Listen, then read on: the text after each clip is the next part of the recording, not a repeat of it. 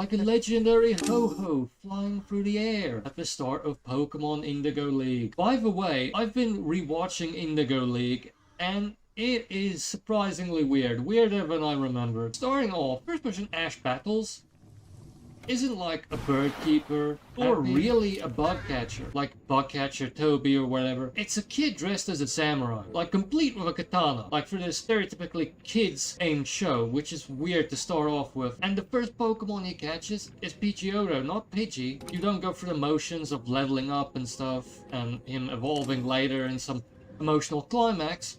No, he just catches Pidgeotto, and he didn't even damage it much with Pikachu. He just caught.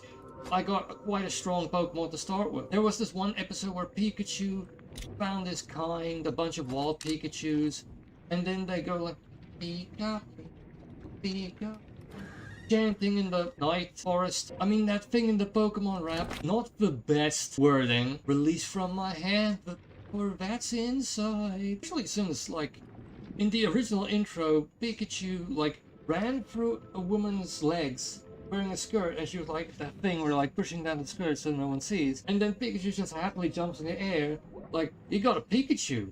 Pika pervert. Plus there was this kind of like slice of lifey episode where they're in a hospital for humans, but then they convinced the hunky doctor to help the Pokemon, and that's fine. But then there was like Team Rocket decided, okay, now that you helped us, we're gonna betray you, catch all the Pokemon. Well, they throw a glass bottle full of poison at the doctor, and he's like with a scalpel like just cuts it in half in mid-air. Because, you know, it was also finding itself back then, you know.